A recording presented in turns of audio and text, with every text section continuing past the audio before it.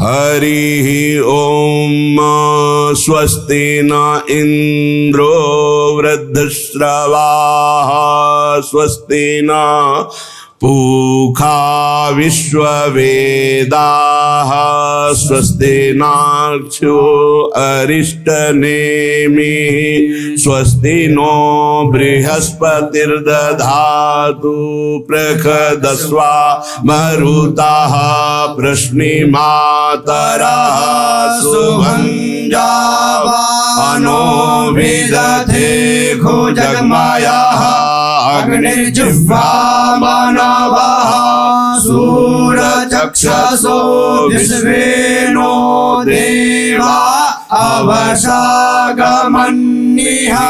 भद्रं कर्णेभिः शृणुयाम देवा भद्रं पश्येमाक्षभिर्यजत्राः स्थिरैरङ्गैस्तुष्टुवागुंसस्तानो निर्व्यासेमहि देवहितं जदायुः शतमिन्नो शरदो अम्बिदेवास्जतरा नश्चक्रा जरसन्तनूनां पुत्रासो जतरा पितरो भवन्ति मानो मध्यायिर्घतायुर्गन्तोः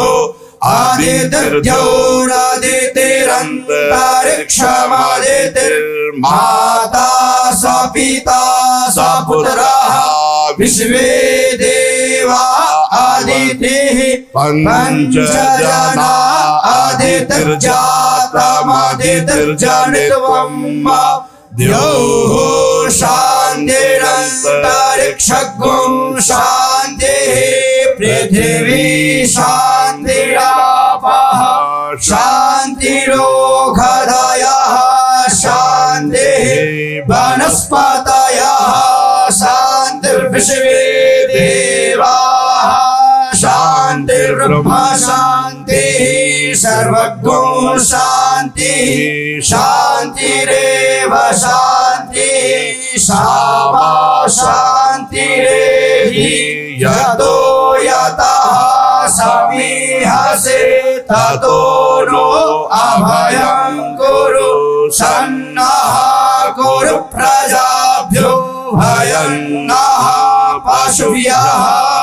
अब पुरुष सूक्त का गाना। हरि ओम सहस्रशीर्षा पुरुषः सहस्राक्षः सहस्रपात सभूमिगुं सर्वतस्त्वाज्ञातिष्ठत्तशाङ्गुलं पुरुष एवेदगुं सर्वं यद्भूतं यच्च भाव्यम् भूतामृतद्वस्येशानो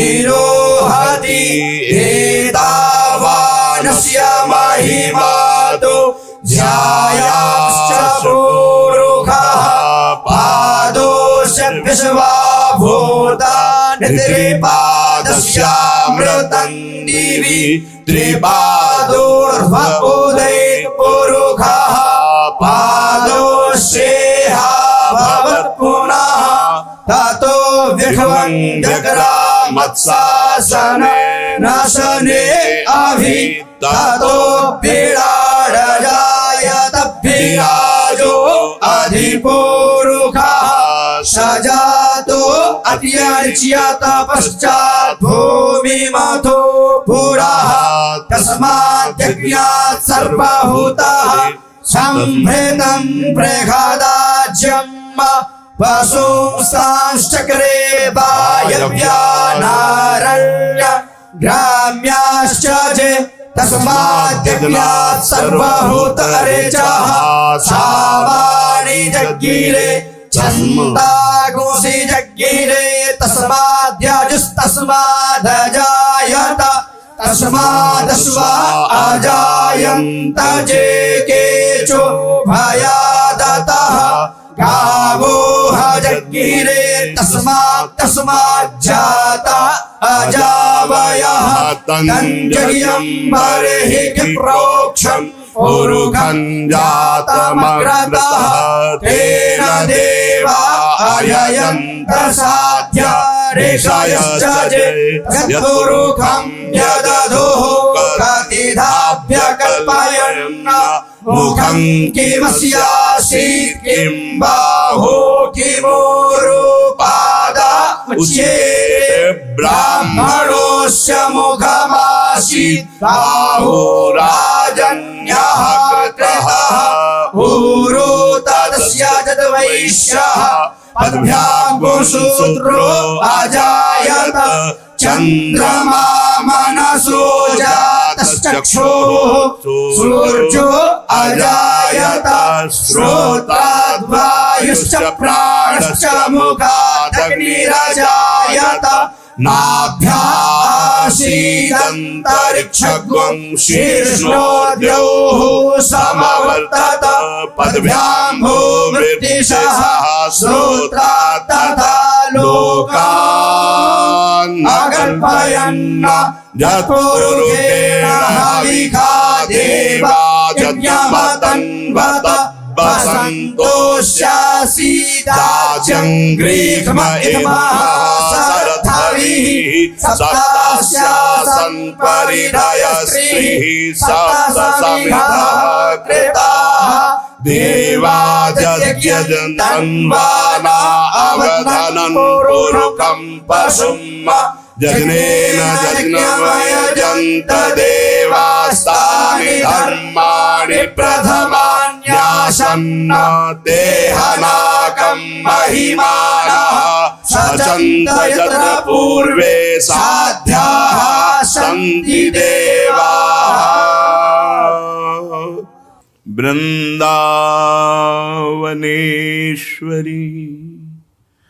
तवैव पदारविन्दम् प्रेमामृतैकमकरन्द रसौघपूर्णम् हृद्यर्पितं मधुपतेः स्मरतापमुग्रम् निर्वापयत् परमुशीतलमाश्रयामि निर्वापयत् परमुशीतलमाश्रयामि। परम सच्चिदानंद घन प्रेमानंद स्वरूप श्री वृंदावन ब्रजभूमि गिरिराज महाराज बरसाना नंदगांव सब परम पावन महामहिम भगवत प्राप्ति में पूर्ण सहयोग, भगवत प्राप्ति कराने में पूर्ण समर्थ 84 कोष ब्रजभूमि के लाडले श्री युगल सरकार श्यामा श्याम प्रभु के नित्य सखा, प्रभु की प्राण प्रिय गोपीजन, समस्त ब्रजवासी जन, यमुना रस रानी, रज रानी, तरुलता, खग मृग पशु पंछी सब भगवत स्वरूप, सबकी कोटि कोटि चरण वंदना। अहेतु की कृपा जो हम जैसे अधमों को समस्त विश्व ब्रह्मांड में सर्वश्रेष्ठ मथुरा मंडल में ब्रजभूमि, ब्रजभूमि में गोष्ठ वृंदावन, गोपी वृंदावन, नवनिभृत निकुंज वृंदावन, हमें ऐसी महापावन भूमि में आने को, समय व्यतीत करने को, आजीवन वास करने को ये जो प्रियालाल ने हेतु की कृपा करके दिया, बस उनकी शरण में है यही कह सकते हैं। उनकी शरणागति से हमें सौभाग्य मिला। जब जिस ब्रजरज की उद्धव शिव शनकादि याचना करते हैं अपने मस्तक पर धारण करने के लिए, उस रज में हमें अखंड वास मिला। मेरी महारानी जी की जय, जो अहेतु की कृपालु हैं। आज परम पावन उत्सव महामहिम भगवान श्री कृष्ण स्वरूप गिरिराज महाराज का है। गिरिराज महाराज मूर्तिमान जगत के लिए वरदान हैं, कामधेनु हैं, कल्पतरु हैं। जो गिरिराज जी महाराज की महिमा सुने, गिरिराज महाराज की परिक्रमा दे, गिरिराज जी की रज में बैठकर नाम जप करे, सारी कामनाएं पूर्ण करने में समर्थ गिरिराज जी हैं। ये अपने अनुभव का भी विषय है। और कहीं दंडवती परिक्रमा लग जाए निरपराध, तो साक्षात परम धाम भगवत धाम में इतने मात्र से अखंड अनंत काल तक के लिए सुख की अनुभूति कराने वाला वास मिल जाए। बहुत कृपालु गिरिराज जी महाराज हैं। चलते हैं पावन गिरिराज गोवर्धन जी की महामहिमा का श्रवण करके उनके कृपा प्रसाद से भगवत चरणारविंद की अविरल प्रेम लक्षणा भक्ति की चाह करते हैं। गिरिर्गोवर्धनो नाम तस्योत्पत्ते च मे वद, कस्मादेनं गिरिवरं गिरिराजं वदन्ति। गिरिराज जी क्यों कहा गया गोवर्धन जी को? इनकी उत्पत्ति कैसे हुई और गिरिराज जी महाराज की क्या महिमा है?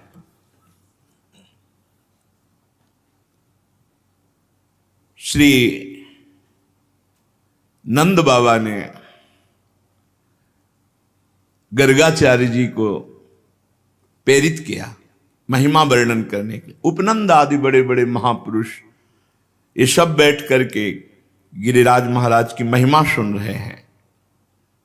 साक्षात परिपूर्णतम भगवान श्री कृष्णचंद्र जो असंख्य ब्रह्मांडों के अधिपति हैं, कर्तुम अकर्तुम अन्यथा कर्तुम सर्व समर्थ हैं। जब पृथ्वी का भार उतारने के लिए स्वयं इस भूतल पर पधारे, तब उन जनार्दन ने अपनी प्राण प्रिय प्राण वल्लभा अपनी उपास्य श्री राधा किशोरी से कहा, प्रिय तुम्हें हमारे साथ भूतल में हमारे लिए चलना होगा नवनिवृत्त निकुंज से। किशोरी जी ने कहा, प्राणनाथ आप चलने की बात कैसे सोच सकते हैं? जहां वृंदावन नहीं, जहां यमुना सखी नहीं, जहां गिरिराज गोवर्धन नहीं, वहां मेरा पदार्पण हो ही नहीं सकता। भूतल पर अगर हमारी सखी यमुना जी नहीं, गिरिराज गोवर्धन नहीं, तो प्राणनाथ जहां वृंदावन नहीं वहां राधा किशोरी नहीं जा सकती। श्री लाडली जी की बात सुनकर हरिजू ने मुस्कुरा दिया और कहा, हमने पहले से व्यवस्था की है। मृत्युलोक में, भारत भूमि में, माथुर मंडल में अपने को ही 84 कोस भूमि में मैंने विस्तार किया है। ये 84 कोस भूमि श्री कृष्ण स्वरूप है। उस 84 कोश भूमि में आपके विलास के लिए, आपकी सेवा के लिए जो जो चाहिए वो हमें पहले से पता है। यमुना जी, गोवर्धन और संपूर्ण आपके सुख के लिए वृंदावन की शोभा भूतल पर उतरेगी। नंद बाबा ने पूछा, क्या पहले से गिरिराज जी महाराज ब्रजभूमि में प्रकट हो गए? तो कहा, नहीं, ये शाल्मली द्वीप के भीतर द्रोणाचल के गर्भ में उत्पन्न हुए थे। जो द्रोणागिरी है उनके पुत्र हैं गोवर्धन जी महाराज, वहां प्रकाशित हुए थे। जब गिरिराज जी महाराज प्रकट हुए थे तो समस्त देवताओं ने पुष्प वर्षा करके गिरिराज जी महाराज का अभिनंदन वंदन किया शाल्मली द्वीप द्रोणागिरी पर। हिमालय आदि पर्वतों ने, सुमेरु आदि पर्वतों ने आकर के गिरिराज जी का पूजन किया, प्रणाम किया, परिक्रमा की। और विधिवत पूजन करने के बाद समस्त पर्वतों ने हाथ जोड़कर गोवर्धन जी की स्तुति प्रारंभ की। त्वं साक्षात् कृष्णचन्दस्य परिपूर्णतमस्य च गोलोके गोगणैर्युक्ते गोपी गोपाल संयुते त्वं हि गोवर्धनो नाम वृंदारण्ये विराजसे त्वन्नो गिरीणां सर्वेषां गिरिराजोऽसि साम्प्रतं नमो वृंदावनांकाय तुभ्यं गोलोकमौलिने पूर्ण ब्रह्म तपत्राय नमो गोवर्धनाय च। समस्त सुमेर हिमालय आदि बड़े बड़े पर्वतों ने गिरिराज महाराज की स्तुति की। हे गिरिराज, तुम साक्षात परिपूर्णतम भगवान श्री कृष्ण का स्वरूप हो। भगवान श्री कृष्ण की प्राण प्यारी गौओं का समुदाय, गोपाल गोप सुंदरी गोपियों का समुदाय, ये सब आपकी तलहटी में आनंद प्राप्त करेगा। तुम्हारा नाम गोवर्धन है, तुम वृंदावन में नित्य विराजोगे। इस समय हम समस्त पर्वतराज आपको गिरिराज पदवी प्रदान करते हैं। द्रोणागिरी की गोद में प्रकट हुए गोवर्धन महाराज को गिरिराज पदवी प्रदान की समस्त विश्व के महान महान पर्वतों ने। वृंदावन सच्चिदानंदमय है। गोवर्धन भगवान द्रोणागिरी में विराजमान है। समस्त देवता गिरिराज सुमेरु आदि स्तुति करके गोवर्धन जी महाराज को प्रणाम करके परिक्रमा करके सब अपने अपने स्थान को गए।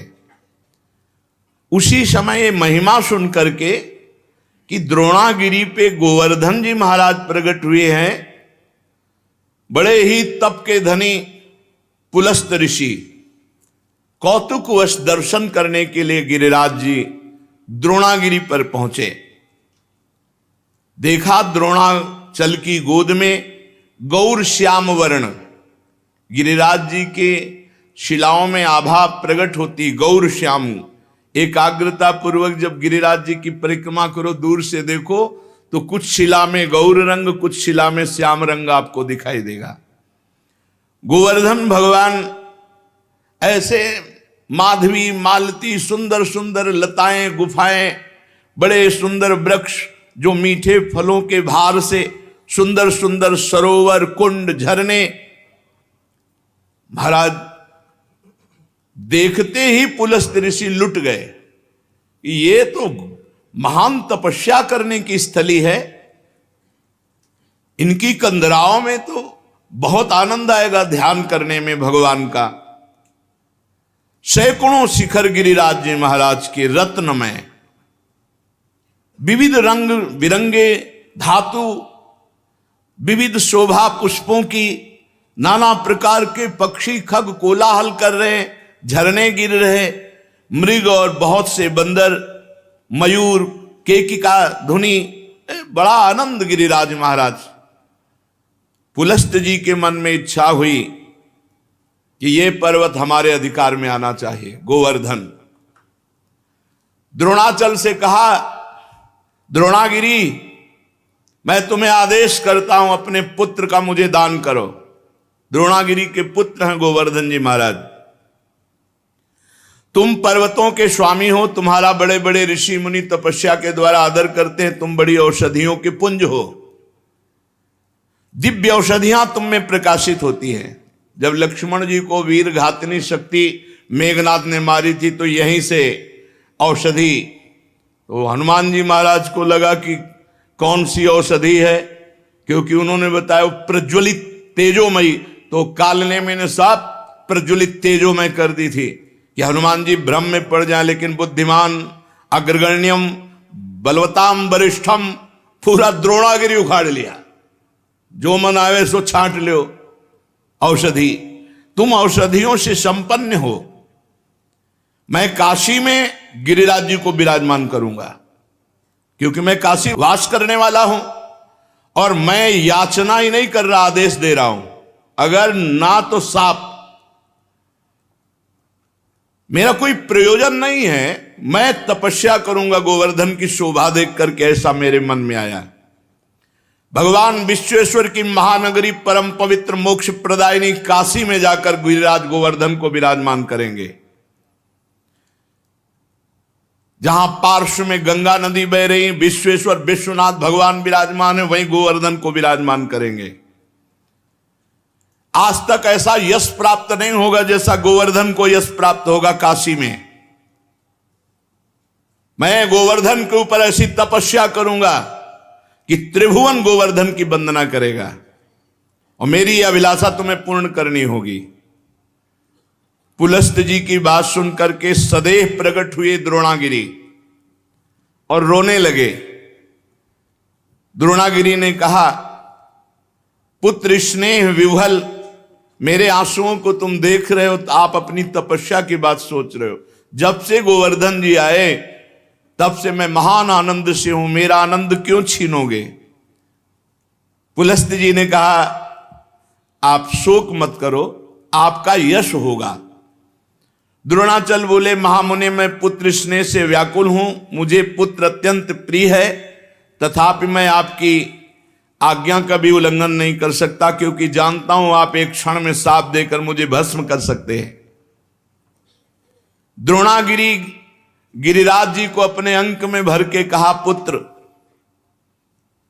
कुछ भगवान और रचे हैं, इनकी सोच अलग है, लेकिन कुछ भगवान और रचे हैं।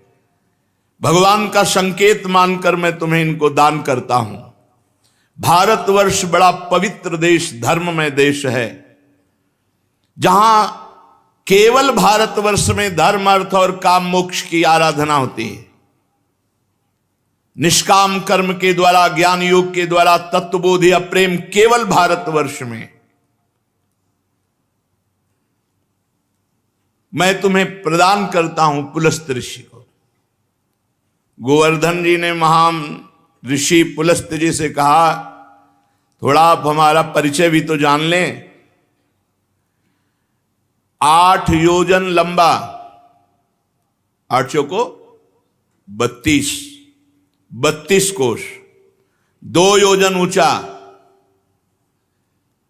8 कोश ऊंचा, 5 योजन चौड़ा, 20 कोश, 5 चौको 20।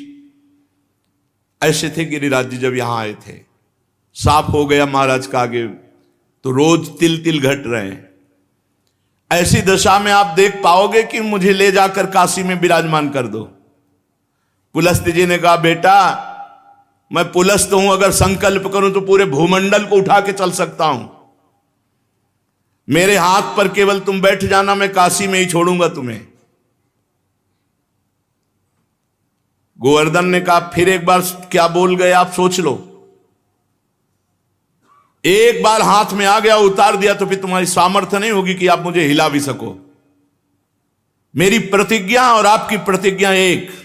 आपने कहा मैं यहां से उठाऊंगा और काशी में रखूंगा, और मैं कह रहा हूं अगर बीच में रख दिया तो मैं आपके यहां उठाए फिर नहीं उठूंगा। पुलस्त जी ने बात तय कर ली। शाल्मली द्वीप से लेकर कितने बड़े महान तपस्वी भारतवर्ष के कौशल देश के रास्ते में लिए हुए गिरिराज जी को आ रहे हैं। पर्वत द्रोणागिरी विकल हो गए। गोवर्धन जी ने द्रोणागिरी को प्रणाम किया और कहा, सदैव आपके साथ हमारा नाम, हमारे साथ आपका नाम जुड़ा रहेगा। आंसुओं से अभिषिक्त होकर द्रोणागिरी ने गिरिराज महाराज को विदा किया। दाहिने हाथ पर पुलस्त ऋषि ने उठा लिया और बड़ी तीव्र गति से चले। गिरिराज महाराज शांत देखते रहे। जेव ही माथुर मंडल में आए, ब्रज 84 कोश में, जहां गिरिराज जी विराजमान है। गिरिराज जी अपना भार भी बढ़ा लिया और विचार किया, ये मेरी लीला स्थली है मेरे प्रभु की, मैं यहां से एक कदम बाहर नहीं जाऊंगा। यहां भगवान श्री कृष्ण श्री किशोरी जी के साथ ब्रज गोपियों के साथ, ग्वाल वालों के साथ यहां दिव्य लीला करेंगे, उसका मुझे आनंद मिलेगा। कैशोर लीला, बाल लीला, सब लीलाओं का आनंद मुझे मिलेगा। इतना ही नहीं, मेरे ऊपर दान लीला, मान लीला, ये सब प्रभु करेंगे। मैं एक कदम यहां से नहीं जाऊंगा ब्रजभूमि से। जहां किशोरी जी के साथ प्रभु अपने चरणों से विहरण करेंगे, वहां छोड़कर मैं अब कहां जाऊं। गिरिराज गोवर्धन इतने भारी पड़ गए कि मुनि का हाथ ऐसा लगा कि टूट जाएगा, और साथ में बड़ी जोर की लघुशंका लगी। गिरिराज महाराज की लीला, भार तो तपबल से रोक रहे थे, लेकिन लघुशंका तपबल से कहां तक रोके। वो बात थी कि अगर रख दिया तो भी तुम्हारी ताकत नहीं कि उठा सको। इतनी लघुशंका लगी कि वो बात भूल गए, और भार से हाथ पीड़ित तो गिरिराज महाराज जहां विराजमान है यहीं विराजमान किया, लघुशंका किया, आचमन किया, पवित्र हुए, और गोवर्धन से गाओ कर कमल में विराजमान हो। बोले खत्म खेल, हमारी और आपकी प्रतिज्ञा थी कि आप रख दोगे, उठा नहीं पाओगे, तो उनका तुम्हारे आने से मैं अभी उठाकर तुम्हें ले चलता हूं। पुलस्त ऋषि ने अपना सारा तेज तप बल सब लगा दिया, गिरिराज महाराज टस से मस नहीं हुए। मुनि ने कहा दैन्यता पूर्वक, गिरिराज तुम मेरी शक्ति का उपहास मत करो, मुझे अभी क्रोध तुम पर नहीं आ रहा है। मैं बहुत प्यार से तुम्हें द्रोणागिरी से, सालमली द्वीप से लाया हूं काशी ले जाने के लिए, तुम मेरी भावना में बाधा मत पहुंचाओ। गिरिश्रेष्ठ चलो, भार अधिक मत बढ़ाओ, मैं जान गया हूं कि तुम रूठ रहे हो, लेकिन शीघ्र तुम्हारा सम्मान काशी में होगा। गोवर्धन जी ने कहा मेरा दोष नहीं है, आपने कोई मुझे यहां स्थापित नहीं किया है कि आप हमको लाके यहां से स्थापित किया। हमारी प्रतिज्ञा थी, धरना मत बीच में, क्यों रख दिया बीच में, कोई लघुशंका, इसके हम जिम्मेवार थोड़ी है। अब मैं यहां से एक कदम भी नहीं जाऊंगा, तुम्हारी ताकत नहीं कि यहां से ले जाओ। अब तो पुलस्त मुनि की सारी इंद्रियां क्रोध से व्याकुल हो गईं और ओंठ फड़कने लगे। उन्होंने कहा तुम हमारा सारा उद्यम व्यर्थ कर दिया है द्रोण पुत्र गोवर्धन, मैं तुम्हें शाप देता हूं कि आज के बाद तुम तिल तिल रोज घटोगे। तो गिरिराज महाराज पहले 8 योजन 32 कोस, अब 21 किलोमीटर की परिक्रमा रह गई है। कितने ऊंचे, 2 योजन 8 कोस ऊंचे, 5 योजन चौड़े, बहुत देखो तिल तिल रह गए। भजन कर लो, कलयुग और आगे बढ़ेगा, तब गंगा और गिरिराज अंतर ध्यान हो जाए। जब तक गंगा और गिरिराज हैं कलयुग का तांडव नहीं हो सकता, पर रोज एक एक तिल गिरिराज जी क्षीण हो रहे हैं। शाप दे दिया, तिल तिल भर तुम रोज क्षीण हो गए।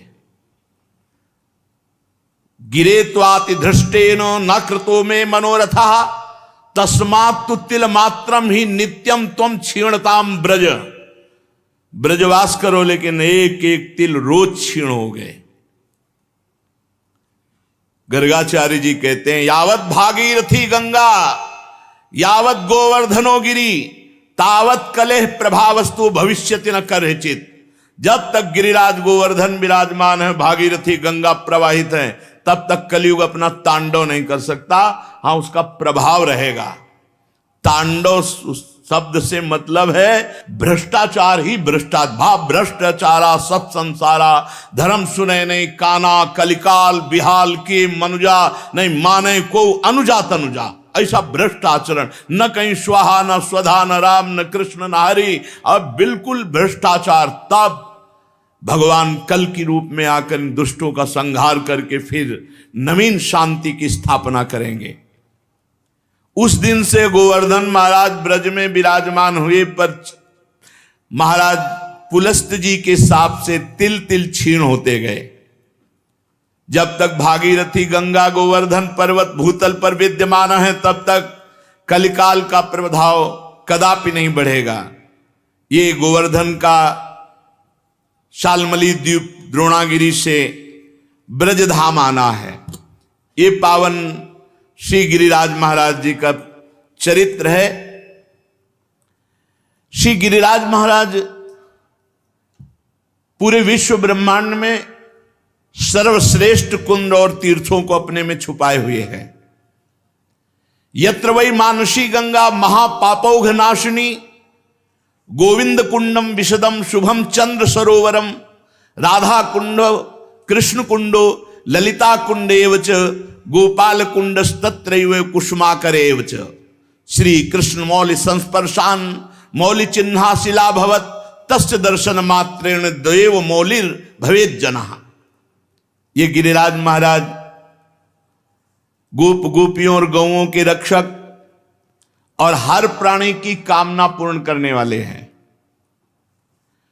ये साक्षात श्री कृष्ण का स्वरूप हैं, परब्रह्म परमात्मा का छत्र हैं। गिरिराज जी के समान त्रिभुवन में कोई तीर्थ कोई भी समानता नहीं कर सकता। भुवनेश्वर साक्षात परिपूर्णतम भगवान श्री कृष्ण जो असंख्य ब्रह्मांडों के अधिपति गोलोक के स्वामी परात्पर पुरुष समस्त जनों के साथ इंद्रयाग के धाता बता करके गिरिराज जी का पूजन करवाया। गिरिराज जी से बढ़कर के त्रिभुवन में कोई नहीं हो सकता। ग्वाल बालों की मंडली के साथ भगवान यहां खेलते हैं। चतुर्मुख ब्रह्मा जी की भी सामर्थ्य नहीं कि यहां की महिमा जान सके। कोई कितना भी बड़ा पापी हो मानसी गंगा में प्रणाम करके आचमन करके स्नान कर ले, निष्पाप हो जाएगा। यत्र वै मानसी गंगा महापापौघ नाशिनी। गिरिराज जी में जो विराजमान मानसी गंगा है, आचमन करके प्रणाम करके मर्यादा पूर्वक स्नान करके वस्त्र बाहर उतार करके, जो गीले वस्त्र हैं वो पुनः वहां धोए जाएं, सूखे वस्त्र पहनकर फिर परिक्रमा आदि लगावे। गोविंद कुंड कितने महान, चंद्र सरोवर, राधा कुंड, कृष्ण कुंड, ललिता कुंड, गोपाल कुंड, कुसुम सरोवर, ये गिरिराज गोवर्धन महाराज के अंतर हृदय में विराजमान कुंड हैं। श्री कृष्ण के मुकुट का स्पर्श पाकर जहां की शिला मुकुट के चिन्ह से सुशोभित हो गई, उस शिला का दर्शन मात्र करने से मनुष्य निष्पाप हो जाता है और भगवान श्री कृष्ण की भक्ति प्रदान करती है। वो शिला, जिस शिला पर श्री कृष्ण ने चित्र अंकित किए, वे चित्र शिला नाम की गिरिराज जी की तलहटी पर विराजमान तीर्थ स्थली है। बालकों के साथ क्रीड़ा में संलग्न श्री कृष्ण ने जिस शिला को बजाया, वो पाप नाश करने वाली शिला वादनी शिला, बाजनी शिला कहते हैं। श्री कृष्ण ग्वाल बालों के साथ कंदुक क्रीड़ा की, उसे कंदुक क्षेत्र कहते हैं। वहां शक्रपद, ब्रह्मपद, ये तीर्थ विराजमान हैं, जिनका दर्शन और जिन्हें प्रणाम करने से सहज में स्वर्ग लोक चाहे तो स्वर्ग लोक, भक्ति चाहे तो भक्ति प्राप्त हो। जो गिरिराज जी की परिक्रमा में धूल में लोटता है, वो निष्पाप होकर भगवान के धाम का वासी होता है। जहां माधव ने गोपू की पगड़ियां चुराई थी, वो महापापहारी तीर्थ गिरिराज जी में औष्णीश नाम से प्रसिद्ध है। एक समय दधि बेचने के लिए गोप वधुओं का समुदाय निकला। उनके नूपुरों की झनकार सुनकर मदन मोहन श्री कृष्ण ने निकट आकर उनके रास्ते को रोक लिया। वंशी और वेत्र धारण किए श्री कृष्ण ने ग्वाल बालों द्वारा चारों ओर से गोपियों को घेर लिया और गोपियों से बोले, हमें इस मार्ग का कर दो, हम कर वसूलेंगे, तुम लोग कर का दान करो। गोपियां बोली, तुम बड़े टेढ़े हो, ग्वाल बालों के साथ राह रोक कर खड़े हो गए हो, तुम गोरस चाहते हो, हमारा रास्ता छोड़ दो, नहीं तो राजा कंस से शिकायत करके कारागार में डलवा देंगी। भगवान ने कहा, कंस की धमकी मत दो, देखना मैं उसे कैसे मारूंगा, खींच कर बाल सभा में पटक कर मारूंगा। जिस कंस की तुम धमकी दे रही हो, उसे मैं खुले चौड़े मैदान पे मारूंगा। ये कहकर बालकों द्वारा दही पात्र सब फोड़ दिए और वह दही खूब पाया। गोपियां परस्पर बहुत आनंदित होती हैं भगवान की लीला देखकर कि नंद का लाला तो बड़ा ही ढीठ, निडर और निरंकुश है। गांव में कोई इसका विरोध करने वाला नहीं है, जो देखो सब इसके दीवाने, और वन में आकर के हम लोगों से वीरता दिखाता है। आज यशोदा मैया से इसकी पिटाई कराएंगे। यूं कहकर गोपियां हृदय में परम आनंदित मुस्कुराती हुई अपने घर लौट आई। माधव ने जहां दधि लूटा वहां पलाश के पत्ते दोने जैसे अपने आप हो गए, चिकने एकदम। आज भी हैं। जब गिरिराज जी की परिक्रमा लगाते हुए 84 कोस की परिक्रमा जहां से जाते, उस पेड़ में पत्ते ही दोने रूप में प्रकट होते, देखा है हमने। उनमें भगवान ने सब सखाओं के साथ दही ले लेकर के पाया। वहां के वृक्ष आज भी दोनाकार प्रकट करते हैं, पत्ते दोनाकार पत्ते। देखा होगा, बहुत लोगों ने देखा होगा। जो ब्रज परिक्रमा लगाए 84 कोष उन्होंने जरूर देखा होगा। और वहां का है कि दही उन दोनों में रख के पाया जाए, ऐसा। जो उन दोनों में दही रख करके पाते हैं और वहां बैठकर भजन करते हैं, उनको भगवान के दिव्य धाम की प्राप्ति होती है। जहां नेत्र मूंद कर माधव बालकों के साथ लुका छिपी का खेल खेलते थे गिरिराज जी में, वह लौकिक नामक पापनाशन तीर्थ है। श्री हरि की लीला से युक्त जो कदम खंडी है, वहां श्री कृष्ण रसमयी लीलाएं करते हैं। जो कदम खंड का दर्शन करता है वो भगवान नर नारायण स्वरूप हो जाता है। श्री गोवर्धन जी की तलहटी में रास रासेश्वर श्री किशोरी जी के साथ श्रृंगार करके जो रास में उतरते हैं, तो उसे श्रृंगार मंडल नाम स्थान गिरिराज जी में है। श्री कृष्ण ने जिस जगह भगवत स्वरूप से गोवर्धन को धारण किया, 7 दिन 7 रात्रि, उनका वही रूप श्रृंगार मंडल तीर्थ में विद्यमान है। जब कलयुग के 4800 वर्ष बीत जाएंगे, तब श्रृंगार मंडल क्षेत्र में गिरिराज की गुफा के मध्य भाग से सबके देखते देखते श्री हरि का जो स्वरूप प्रकट होगा, वो श्रीनाथ जी के नाम से जाना जाएगा। प्रकट हो चुके हैं, क्योंकि 4800 वर्ष तो पूर्ण हो गए, तो श्रीनाथ जी महाराज मध्य से प्रकट हुए। देखो, जो शास्त्र में लिखा है वो अक्षरशः सत्य है। बड़े बड़े देवताओं के अभिमान को चूर्ण करने वाले उस स्वरूप को सज्जन पुरुष श्रीनाथ जी के नाम से पुकारेंगे। गोवर्धन पर्वत श्रीनाथ जी की बड़ी अद्भुत लीलाएं हुआ करती है। कलयुग में जो लोग अपने नेत्रों से श्रीनाथ जी भगवान का दर्शन करेंगे, वे निश्चित कृतार्थ हो जाएंगे। भारत के चारों कोनों में जगन्नाथ, श्रीरंगनाथ, श्री द्वारिकानाथ, श्री बद्रीनाथ भगवान विराजमान है। भारत के मध्य में श्री गोवर्धन नाथ के नाम से विद्यमान है। गोवर्धन नाम में सब विराजमान हो गए। ब्रजवासियों को कहीं तीर्थ जाने के, यहीं बद्री नारायण, केदार नारायण सब है। जब नारायण जिनके अंश से प्रकट हुए वो भगवान श्री कृष्ण यहां लीला कर रहे, तो कौन सी तीर्थ स्थली बकाया रह गई। अरे बड़े भाग्य जहां वास कर रहे हो। अब बुद्धि भ्रष्ट है कि ऐसा तेजोमय देश में वास करके भगवत प्राप्ति न हो, इधर उधर चित्त वृत्ति डुलावे। ये पांचों नाथ हैं, जगन्नाथ, रंगनाथ, द्वारिकानाथ, बद्रीनाथ, श्रीनाथ। ये हमारे भारत की बहुत बड़ी संपत्ति है, भारत की बहुत बड़ी निधि है। ये आर्त जनों की रक्षा में पांचों नाथ विराजमान हैं, जगन्नाथ, रंगनाथ, द्वारिकानाथ, बद्रीनाथ, श्रीनाथ। जो इन पांचों जगह दर्शन करावे तो वो नारायण स्वरूप हो जाता है, अर्थात सारूप्य मोक्ष को प्राप्त होता है।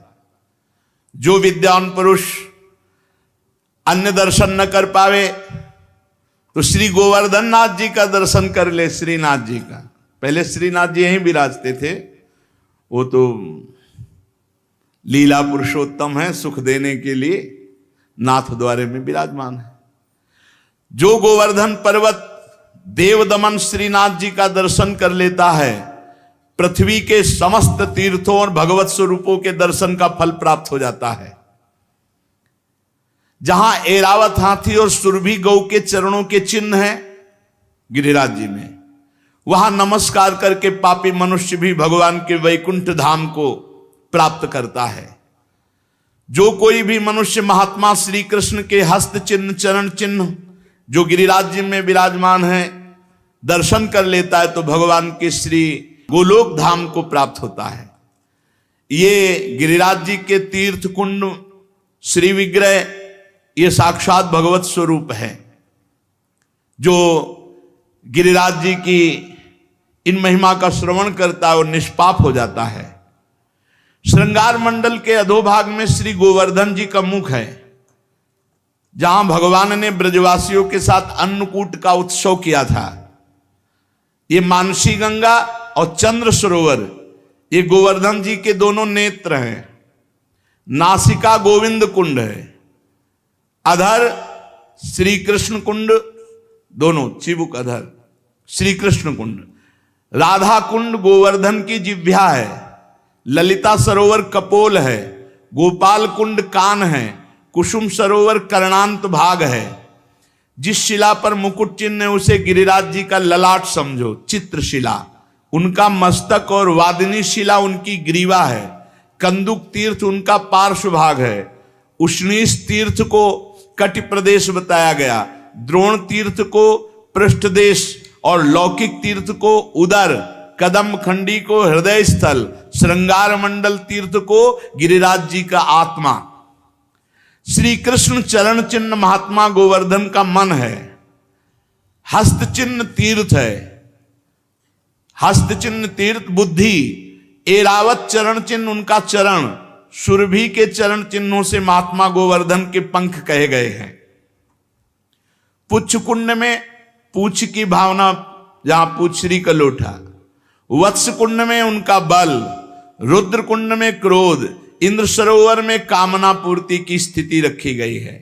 गिरिराज जी में कुबेर तीर्थ उद्योग स्थल, ब्रह्म तीर्थ प्रसन्नता, पुराण वेत्ता पुरुष यम तीर्थ में गोवर्धन के अहंकार की स्थिति बताते हैं।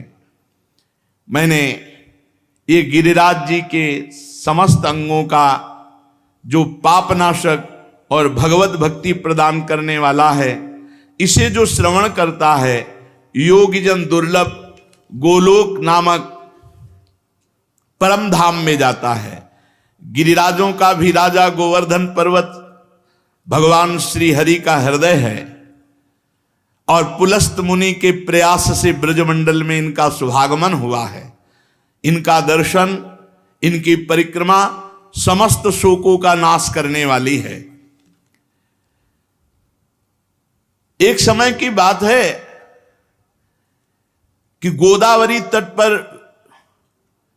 एक ग्राम में एक ब्राह्मण रहता था। तो वो अपना ऋण लेने के लिए, कोई धनी मानी मथुरापुरी में रहते थे तो यहां आए। वो अपना कार्य पूरा करके जब घर को लौट रहे थे तो रास्ते में गिरिराज गोवर्धन जी मिले। तो ऐसा सुंदर पत्थर का टुकड़ा ऐसे देख करके उनको लगा कि साथ ले जाना चाहिए। एक बात ध्यान रखें, गिरिराज जी को साप मिल गया है इस बात के लिए कि ब्रज से बाहर नहीं जाना चाहते थे। और अगर किसी ने गिरिराज जी को ब्रज से बाहर ले जाने की चेष्टा की तो साप का अधिकारी होगा, अपने आप उसका पतन शुरू हो जाएगा। ये मत सोचो कि गिरिराज जी की शिला की महिमा सुनी तो ले जाकर ब्रजमंडल के बाहर विराजमान कर लें, ये सिद्धांत नहीं है। कुछ लोग कहते हैं कि अगर आप शिला उठाओ तो उसी के बराबर सोना गिरिराज जी को, सोना सुमेर पर्वत परिक्रमा करके प्रणाम करके गिरिराज पदवी दे गया, उनको सोना चाहिए, उनको ब्रज चाहिए। ब्रज से बाहर ले जाने का कोई सिद्धांत नहीं कि आप सोना चांदी चाहे जितना बराबर रख दो। ऐसा शर्त कर देते तो पुलस्त ऋषि तपस्या से सोने का बना देते गिरिराज जी को। गिरिराज जी की शिला को ब्रजमंडल से बाहर ले जाना घोर अपराध है। ये तुम्हारी भक्ति का बाधन होगा, साधक नहीं होगा, ये मत सोचना। कि हम गिरिराज जी की शिला उठाएं, इतनी महिमा सुनी तो बाहर ले जाएं। अपना कार्य पूरा करके वो घर लौटने लगा। तब गोवर्धन की जी के तट पर वो गोल पत्थर बड़ा सुंदर लगा, गिरिराज जी की शिला तो उठा ली। अभी वो ब्रजमंडल में ही था कि एक घोर राक्षस उस पर टूट पड़ा, उस ब्राह्मण पर।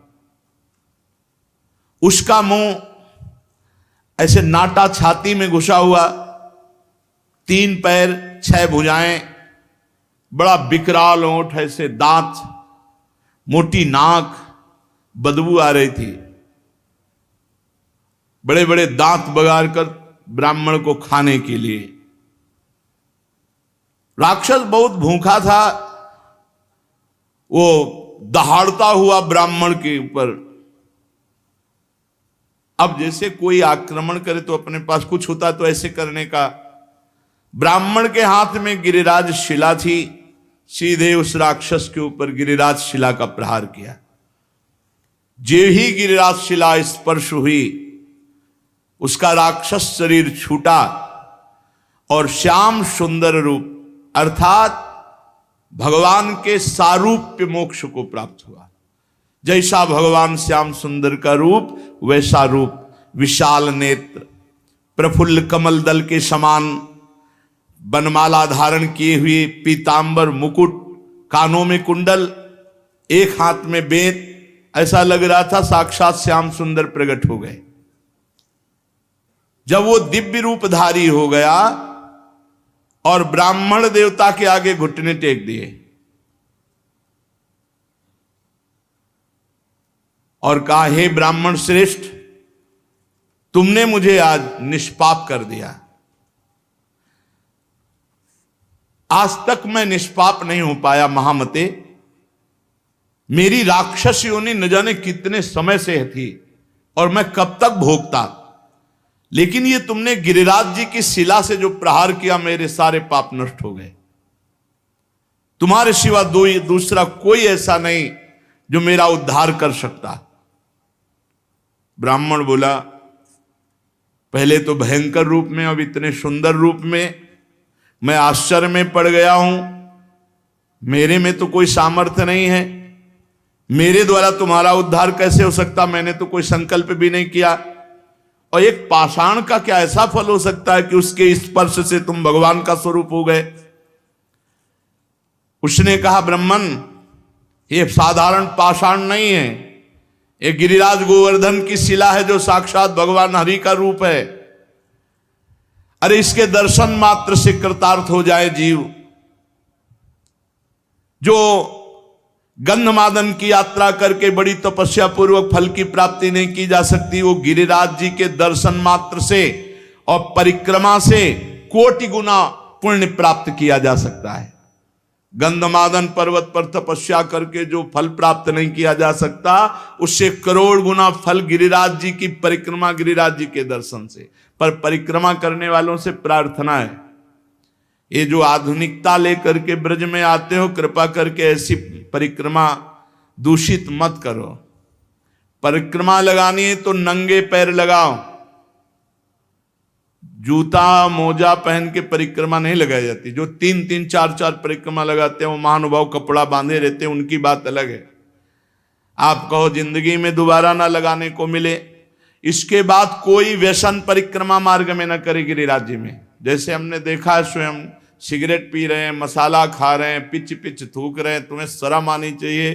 तुम ब्रजमंडल भगवान की तीर्थ मंडली जहां विराजमान है गिरिराज जी में, वहां आए हो, वहां तुम थूक रहे हो, तुम्हें शर्म नहीं आ रही? एक दिन मसाला नहीं खाओगे मर जाओगे, एक दिन बीड़ी सिगरेट नहीं पियोगे मर जाओगे, एक दिन नशा नहीं करोगे तो मर जाओगे।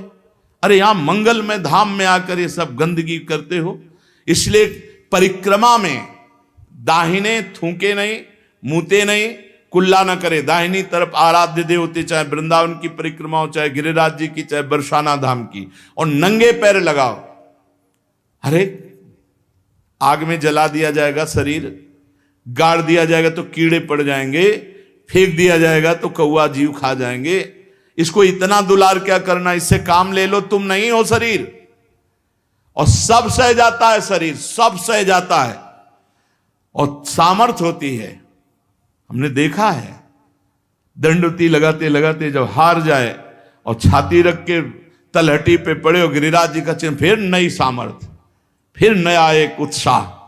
और सिद्ध बात, गिरिराज जी कामना पूर्ण करने वाले, सिद्ध। महिमा सुनी थी, गुरुदेव भगवान कृपा करके आगे आगे दंडवती, पीछे पीछे दंडवती। मन में संकल्प उठा था कि भगवान का साक्षात स्वरूप गिरिराज जी हैं, क्या गिरिराज जी में हमें भगवान की कोई ऐसी इशारा, कोई ऐसा भाव, कोई ऐसा मन में था। पंडित गया प्रसाद जी की समाधि के आगे, अन्योर के पहले, खाली एकांत में सुबह 4 बजे वह दंडवती आगे आगे, गुरुदेव भगवान पीछे। बीच रास्ते में ऐसे कमर में ऐसे हाथ रख खड़े हुए, ए ला बाबा रुपया। मुझे लगा कि ब्रजवासी बालक हैं ऐसे, लगा इतने समय 4 बजे, पास गांव होगा, खेल ज्यादा दिमाग लगाने का, जब थका शरीर और अपना मंत्र चिंतन चल रहा है तो नहीं, कहाँ रुपया है हमारे पास, ऐसे हट जाए।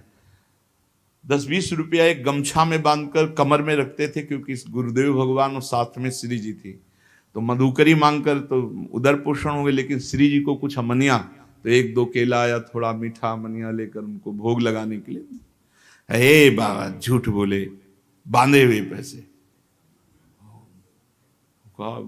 ये कैसे? पर हमें फिर हमारा दिमाग लगा कि ब्रजवासी बच्चे हैं ऐसा, तो प्राय ऊपर तो खाली ही है और नीचे एक गमछा लपेटे तो कमर में बांधे होंगे, ऐसा अंदाज में बोल दिया।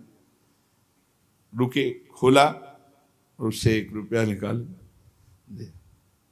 वो मधुर मुस्कान, वो चितवन, थोड़ी देर दंडोत लगाई और एकदम लगा कि यार ये तो प्रभु थे। रुके, हम कहा महाराज जी, महाराज जी, महाराज जी रुके, कहा अभी ऐसा ऐसा ऐसा। सर्वाश्चर्य में गिरिराज जी की परिक्रमा लगा रहे हो, साक्षात श्री कृष्ण स्वरूप। आनंद तो ऐसे चलता ही रहता है। जब यहाँ वृंदावन आए परिक्रमा लगा के, तो भक्तिदीप जी महाराज एक महापुरुष हैं जो श्री किशोरी जी को बहन मानते, बिल्कुल खास संबंध। वो बड़े महापुरुष, काफी बार उनसे पास बैठकर चर्चा करने का सौभाग्य मिला। जो ही गए सो बाबा भगवत साक्षात्कार हुआ गिरिराज जी में? नहीं महाराज जी, हम तो ऐसे दंडोती। ऐसे कैसे कह रहे हो? हमको यहां से श्री जी ने बता दिया। कहाँ महाराज जी, कब दर्शन हुए? बोले आप विचार करके बताओ। हम क्या क्या वो दर्शन थे क्या जो ऐसे ठाकुर जी सामने? वही तो थे ठाकुर जी, गिरिराज जी, साक्षात भगवान का स्वरूप। गिरिराज गोवर्धन साक्षात श्री हरि का रूप है। दर्शन मात्र से निष्पाप कर देते हैं। गंधमादन की यात्रा करने से मनुष्य को जो गंधमादन पर जाकर तप करने का फल मिलता है, उससे कोटि गुणा पुण्य गिरिराज जी के दर्शन और परिक्रमा से मिल जाते हैं। बस परिक्रमा में, अब देखो परिक्रमा लगा रहे हैं, चबा रहे हैं, खा रहे हैं, भुट्टा खा रहे हैं। अरे 21 किलोमीटर है गिरिराज जी महाराज। प्रारंभ करने के पहले कुछ पा लो, बीच में प्यास लगे तो जल ले लो, और जिससे जल पियो उसको 1-2 रुपया भेंट दे दो। जो यहाँ की पद्धति, ऐसे नहीं कि प्याऊ में ऐसे पिया नहीं, एक किसी का प्रतिग्रह आमद ब्रजमंडल में स्वीकार करो। अगर पानी पियो तो 2-4 रुपया दे दिया उनको, और फिर परिक्रमा लगाओ मौन होकर। ये प्रपंच की बातें करते, परिक्रमा में सब तुम्हें हृदय की ग्रंथि खोल ली है।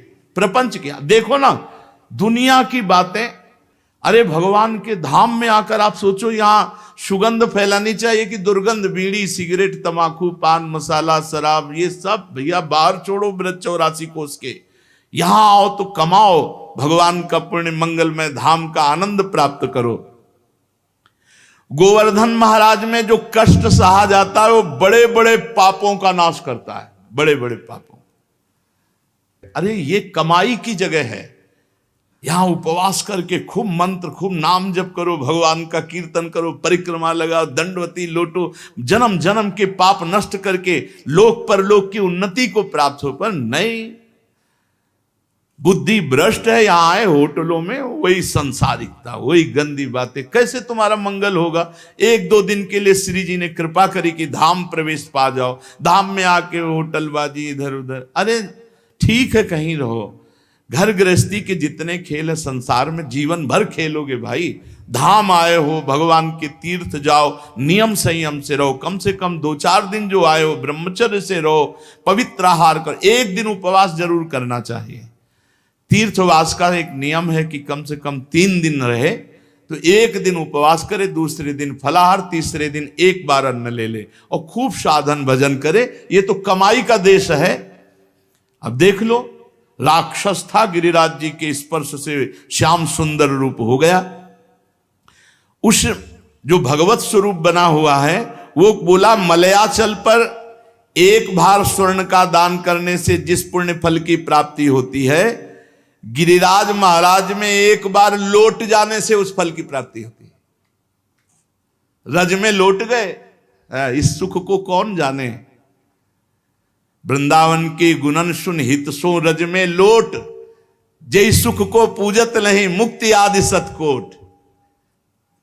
ये यहां का लाभ है। अरे भाई रज में लौटो, आचमन करो, बैठ के भजन करो, कीर्तन करो। जो मंगल प्रस्थ पर्वत पर ब्राह्मणों से वेद पाठ करवा करके उनको दक्षिणा दे, भगवान विष्णु के शास्त्र नाम का पाठ करवावे, वो जो फल प्राप्त होता है वो गिरिराज जी की तलहटी में बैठ के थोड़ी देर नाम कीर्तन करने से प्राप्त हो जाता है।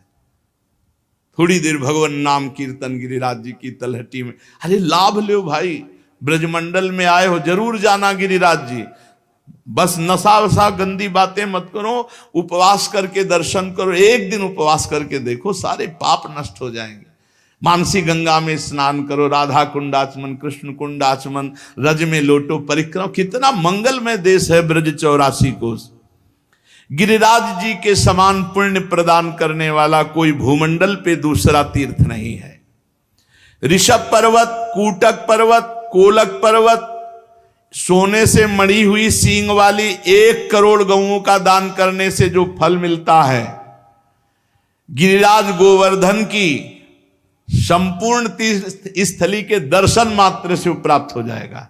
जैसे बताए गए जो तीर्थ स्थलियां, इनमें भ्रमण किए, ब्रजवासियों से पूछ ले, वो बता देंगे कि अमुक जगह। एक परिक्रमा जो रोड वाली है, उसमें तो आप ज्यादा दर्शन आदि का लाभ नहीं ले सकते, लेकिन अंदर वाली जब परिक्रमा करेंगे और एक ब्रजवासी कोई गाइड करने वाला हो, तो वो सब ये छुपे हुए जो तीर्थ स्थल हैं सबके दर्शन करा देंगे।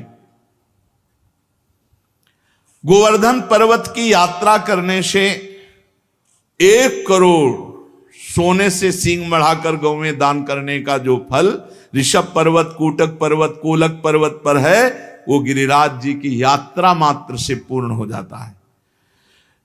ऋषिमुख, सहगिरि, देवगिरि की संपूर्ण यात्रा और पृथ्वी की पूरी परिक्रमा करने का जो फल है, उससे करोड़ गुना फल गिरिराज जी की लूट लूट करके प्रदक्षिणा करने से प्राप्त हो जाता है, अर्थात दंडवती परिक्रमा से। भविष्य काल में उसका मंगल नहीं हो सकता जो एक बार गिरिराज जी से प्रीति कर ले। जय गिरिराज महाराज। श्री शैल पर 10,000 वर्ष तक जो तप और यज्ञानुष्ठानों का फल मिलता है, गोवर्धन के पुच्छ कुंड में, जहां अप्सरा कुंड है, पुछरी की लोठा के पास, स्नान करने से वो फल प्राप्त हो जाता है।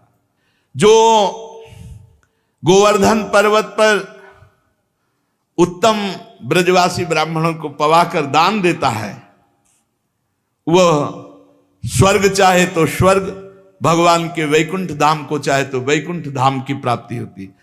धन होए ना तो ये लाभ लेना चाहिए। भगवान के तीर्थों धामों में जाकर के भूखों को भोजन देना चाहिए, पूज्य जनों को कुछ दक्षिणा भोजन ऐसे करना चाहिए। भगवान दिए हों तो करना चाहिए।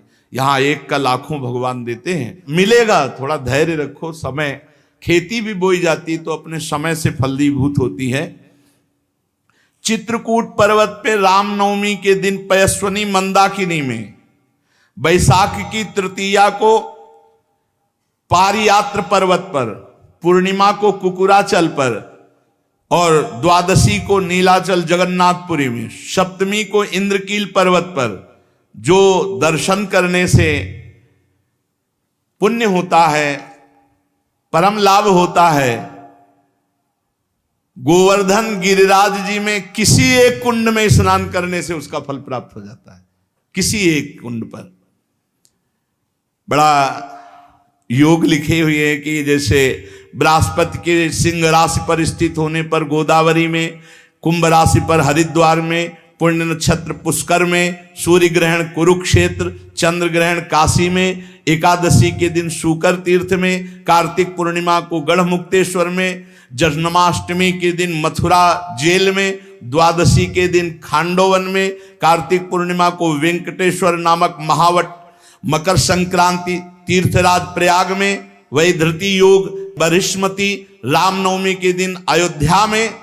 ये जो यात्रा करने पर फल प्राप्त होता है, गिरिराज जी की शिला का जल से अभिषेक, दुग्ध से अभिषेक, गिरिराज जी की शिला का पूजन करने से वो सब फल प्राप्त हो जाता है। जो भगवान श्री कृष्ण में मन लगाकर उद्धव कुंड, गोविंद कुंड इसमें स्नान करता है, श्री कृष्ण के सारूप्य पद को प्राप्त होता है। हमारे गोवर्धन पर्वत पर जो मानसी गंगा है, बहुत पवित्र है मानसी गंगा, बहुत पवित्र, अनुभव की बात कह रहा हूं। तभी बार बार हम जब गिरिराज जी की बात करेंगे तो मानसी गंगा की बात करेंगे। सैकड़ों राजसूय यज्ञ करने वाला उतना पवित्र नहीं हो सकता जितना मानसी गंगा में स्नान करने से गिरिराज जी का दर्शन स्पर्श ये महान पुण्यात्मा को प्राप्त होता है। यदि आपको विश्वास ना हो तो देखो, मैं महापापी हूं, गोवर्धन की शिला स्पर्श मात्र से मैंने भगवान श्री कृष्ण के स्वरूप को प्राप्त कर लिया। उस भगवत स्वरूप की बात सुनकर के ब्राह्मण को बड़ा विस्मय हुआ, गिरिराज जी के प्रभाव को जानकर बार बार पुलकित हुआ। फिर ब्राह्मण ने पूछा, इस समय तुम दिव्य रूप में हो, पहले तो मुझे राक्षस रूप में दिखाई दिए। तो सिद्ध ने कहा, मैं पूर्व जन्म में एक धनी वैश्य था, समर्थ था, खूब धन संपत्ति हमारे पास थी, रूपवान था, तो मैं दूसरी स्त्रियों के साथ व्यभिचार करना, जुआ खेलना, मदिरा पीना, आगे चल करके वैश्यागमन करना और मदिरा में उन्मत्त होकर हिंसा करना, माता पिता पत्नी सबको मारना फटकारना। एक दिन मैंने ऊब करके अपने मां बाप को जहर देकर मार डाला और पत्नी की तलवार से काटकर हत्या कर दी और स्वच्छंद रूप से फिर वैश्यागमन आदि अपराध करता रहा। लूटपाट का काम करने लगा क्योंकि धन की आवश्यकता थी। एक दिन मैं बहुत स्वर्ण के आभूषण लूट कर लाया तो वैश्या ने मुझे जहर खवाया, गले में फांसी लगाई और मौत के घाट उतार कर कुएं में फेंक दिया। गंदे आचरण वाले की गंदी ही गति होती है। अब मैं महापातकी यमदूतों के मुदगरों से पीट पीट कर बांध कर नरक ले जाया गया, कुंभी पाक नरक में डाला गया। एक मनवंतर तक नरक भोगने के बाद मुझे तप्त सूर्मी नामक नरक में डाला गया। ऐसे मैं न जाने कितने नरकों को भोग कर फिर राक्षस बना। भारतवर्ष में कर्म वासना के अनुसार मेरा राक्षस योनि प्रकट हुई। कितने नरक भोगने के बाद, बहुत होश में, हर कर्म बिना दंड दिए नहीं जाएगा। 10,000 वर्ष से मैं भूखा तड़प रहा हूं, मारा मारा घूम रहा हूं, 10,000 वर्ष से।